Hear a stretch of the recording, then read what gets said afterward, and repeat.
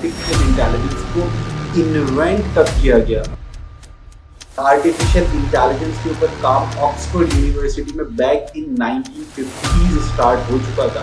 2015 दिसंबर में अमेरिका में एक लेबोरेटरी बनाई गई जिसके अंदर एआई को टेस्ट किया जा रहा था। लेबोरेटरी का नाम रखा गया ओपन एआई।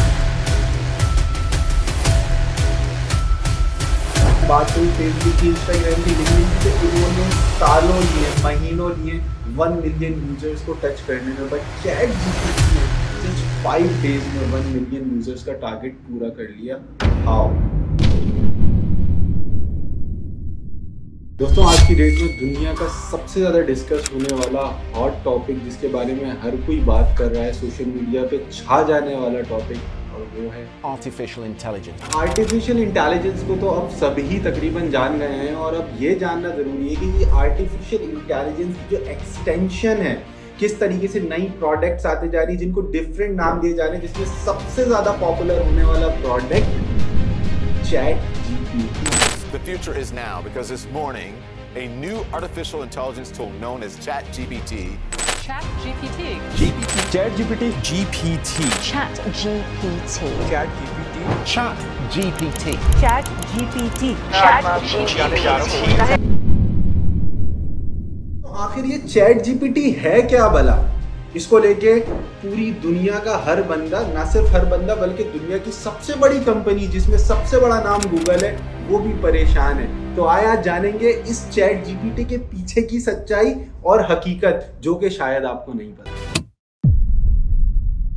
तो दोस्तों, जितनी लोग मेरी वीडियो देख रहे होंगे आर्टिफिशियल इंटेलिजेंस को, तो आज की डेट में सभी कहीं ना कहीं थोड़ा बहुत जानते हैं, बट ये बात बहुत कम लोग जानते हैं कि आर्टिफिशियल इंटेलिजेंस को इन्वेंट कब किया गया। अगर आर्टिफिशियल इंटेलिजेंस की बात की जाए तो ऐसा लगता है कि शायद ये आज से 2, 4, 5 साल पहले इसकी इनोवेशन हुई और इम्प्लीमेंटेशन स्टार्ट हुई, बट ऐसा नहीं है। आपको ये जान के बहुत हैरानी होगी कि इस आर्टिफिशियल इंटेलिजेंस के ऊपर काम ऑक्सफोर्ड यूनिवर्सिटी में बैक इन 1950s स्टार्ट हो चुका था। But merely looking at a computer won't tell us very much about what it actually is doing. Neither will it tell us anything about the revolutionary material and intellectual effects of such machines.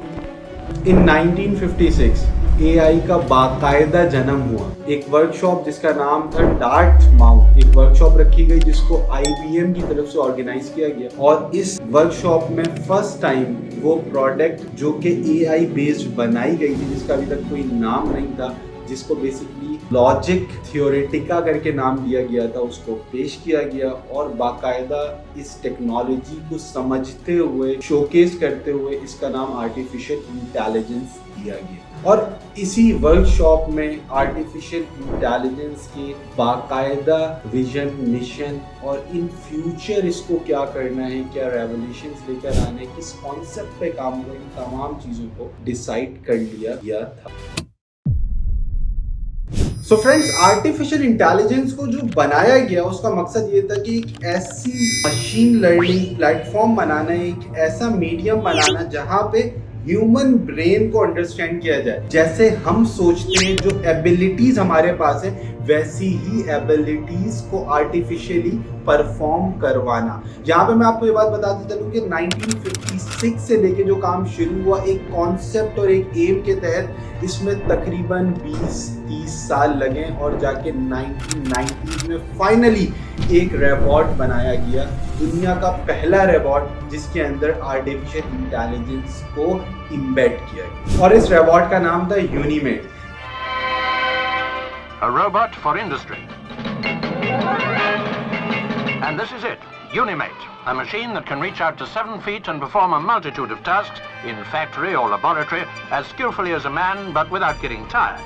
यानी कि यहाँ से एक नई journey start हुई और hardware को software के साथ कनेक्ट करके एक आर्टिफिशियल इंसान बनाया गया।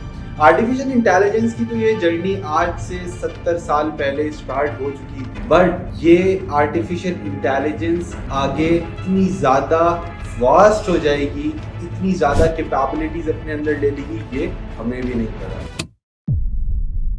सो गाइस यहाँ पे एक बात और मैं आपको बता दूं, ये बात भी आपको नहीं पता होगी कि सोशल मीडिया प्लेटफॉर्म में सबसे पहला प्लेटफॉर्म था 6 डिग्री प्लेटफॉर्म, जिसको 1997 में लॉन्च कर दिया गया था। और अगर मैं बात करूं फेसबुक, जिसको आज की डेट में हर कोई जानता है, तो वो 2006 में यानी 2006 में आफ्टर 10 इयर्स लॉन्च हुआ। फेसबुक के आने के बाद दुनिया से डेटा को जमा करना बहुत आसान हो गया था और इसी के ऊपर काम होता रहा 2020 तक, यानी 10 से 15 साल लगा के इन कंपनीज ने, जिसमें गूगल, माइक्रोसॉफ्ट, फेसबुक, शॉपिफाई और दुनिया के बहुत सारे सोशल मीडिया प्लेटफॉर्म्स ने डेटा को एक जगह हब किया और इस सारे डेटा को यूज किया आर्टिफिशियल इंटेलिजेंस। सो गाइस यहाँ तक तो आपको पता चल गया है कि आर्टिफिशियल इंटेलिजेंस की दुनिया में क्या चल रहा था। अब हमारे सामने एक नया वर्ड है ओपन एआई। दोस्तों 2015 दिसंबर में अमेरिका में एक लेबोरेटरी बनाई गई जिसके अंदर एआई सॉफ्टवेयर और एआई डेटा को टेस्ट किया जा रहा था। इस लेबोरेटरी का नाम रखा गया ओपन एआई। वहाँ पे सारे आर्टिफिशियल इंटेलिजेंस रिलेटेड टेक्नोलॉजीज को टेस्ट किया जा रहा है। तो बेसिकली जितने भी ओपन एआई का हम नाम सुनते हैं, ओपन एआई टूल्स का नाम सुनते हैं, ये सारी टूल्स, ये सारी टेक्नोलॉजी वहाँ अमेरिका की उस लेबोरेटरी से आ रही है। अब मैं बढ़ता हूँ उस चैट जीपीटी की तरफ जिससे हर कोई परेशान है। आज की डेट में इंटरनेट पे मौजूद दुनिया के सबसे बड़े सोशल मीडिया प्लेटफॉर्म, जिसके अंदर फेसबुक है, गूगल है, माइक्रोसॉफ्ट है, लिंक्डइन है, शॉपिफाई है, इस तरह के बेताशा प्लेटफॉर्म है। जब इन्होंने मार्केट में एंट्री ली तो लोगों को जानने में टाइम लिया। हर सोशल मीडिया प्लेटफॉर्म, हर सोशल मीडिया बॉडी का जो टारगेट होता है कि हम इतने टाइम में इतने यूजर्स को हिट करें। अगर मैं बात करूं फेसबुक की, इंस्टाग्राम की, लिंक्डइन की, तो इन्होंने सालों लिए, महीनों लिए 1 मिलियन यूजर्स को टच करने में, बट चैट जीपीटी ने जस्ट 5 डेज में 1 मिलियन यूजर्स का टारगेट पूरा कर लिया। हाउ? तो सर सबसे पहला तो इसका जवाब ये कि जब चैट जीपीटी लॉन्च हुआ तो पूरी दुनिया में टेक्नोलॉजी के एरा पीक पे है, सोशल मीडिया पीक पे है, इन्फ्लुएंसर्स, व्लॉगर्स पीक पे। जैसे ही कोई चीज़ दुनिया में लाई जाती है हम फौरन इसकी मार्केटिंग करना स्टार्ट कर देते हैं और अगर आपकी चीज़ में पोटेंशियल है तो लोग आपकी चीज़ को खुद ब खुद प्रमोट करते हैं। चैट जीपीटी में एक ऐसा पोटेंशियल था जिसने सबको अट्रैक्ट कर दिया। और वो कैसे? आप इससे जो सवाल पूछो उसका सही जवाब। इससे पहले हम वही सवालात गूगल से पूछते थे और अपने मतलब का जवाब निकालने के लिए हमें रिसर्च करनी पड़ती थी, जिसे हम R&D, रिसर्च एंड डेवलपमेंट करते हैं। आज की डेट में चैट जीपीटी ने आते ही R&D के कॉन्सेप्ट को कर दिया खत्म।